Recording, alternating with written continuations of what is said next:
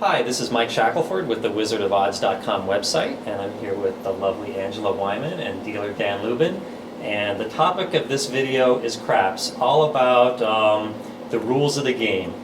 So, do you have any questions to start me out? I do. I'm really excited about this one. Every time I walk by a craps table, it looks really fun, but I'm so intimidated. I don't know how to start. I don't even know how to approach the table.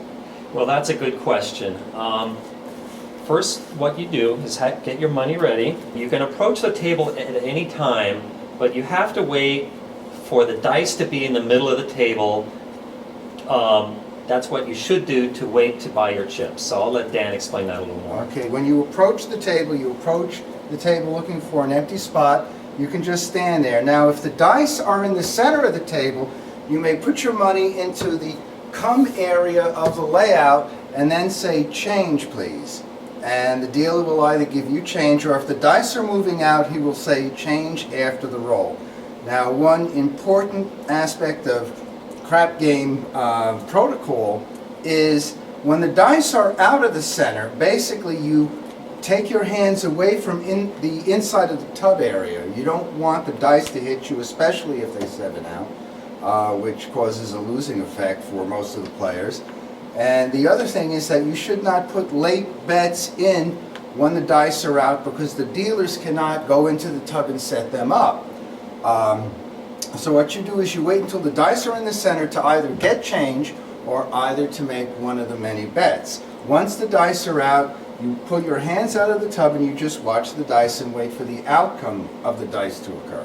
Okay, change please. Okay, change only. The base dealer will bring it into the center and the boxman would count it, or if the boxman is not present at the table, the dealer will count it and he will see $100 and he will announce change 100, sometimes saying one small if you're buying in with 20s, and he will bring out money.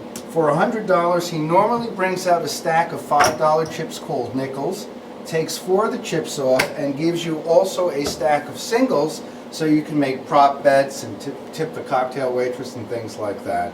He then brings it out to you. Now, very important, your money that he just gave you is not supposed to be sitting on the apron of the layout. It's supposed to be brought up and put into the chip rack, which is this thing here, and any bets you want to make, you can either use the self-service area, such as the pass line or the field or the come. Anything where there are numbers in the boxes, the box numbers, you cannot reach into this area. This area is called the cash register, and this area is handled only by the dealers. If you want to place a 4 or a 5 or a 9, any number that you think is going to come in, you would put some money into the come area and you would say, I would like to place the 5 for $10 or $15, and the dealer will set you up. So I'm only supposed to have my chips up here, and if I have drinks or cigarettes, those go on this ledge below the top here, right? Exactly, exactly. The only thing that a player is supposed to have at his area at a crap table is just his money and chips. And that's it. Cigarettes, the cell phone is in the pocket, your drinks, they're all put on a ledge underneath the chip rack, and you know, if you want to reach it, you just reach underneath, but anything on top is a no-no except for chips. I think we're ready to start talking about the rules of the game. So the most fundamental bet in craps is the pass line bet. Almost every player at the table is going to make this bet. To make this bet, first you have to wait for a come-out roll. And Dan, how can the player know when it is a come-out roll? There is a puck marker on the crap table that marks whether or not a point has been established, or if a point is to be looked for or sought for by the shooter.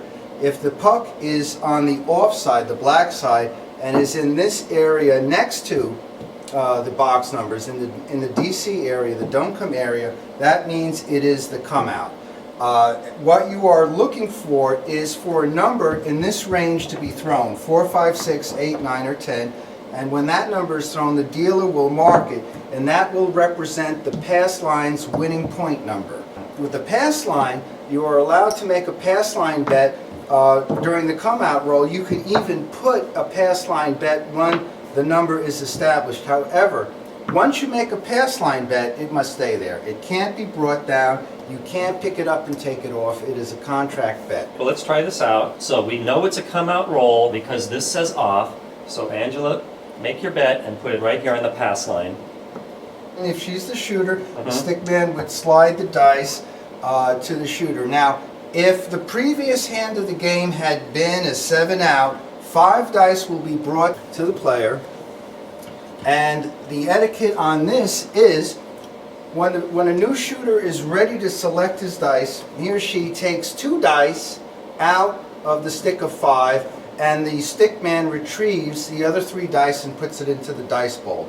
At all times you use only 1 hand on the dice, and you keep the dice in the tub area. You don't use 2 hands. You do not take the dice and bring it off the table. You keep the dice in the tub area, and you pick them up with 1 hand and you throw them. Well, is there a proper way I should roll? I mean, do I just kind of lob them up in the air or flick them down toward that back wall? Either one is allowed. Personally, I like to lob them up in the air because it's considered bad luck if the dice hit chips on the way over there. Of course, it's just a myth, but I don't want to make anybody mad. So I personally like to lob them in the air, and I like to aim for an area where there is as few chips as possible. And for the dice to be a valid roll, they have to hit the back wall with the alligator rubber on it. I think we're ready to start playing. There's lots of bets on the table, and we're going to talk about them one at a time. First, let's talk about the pass bet.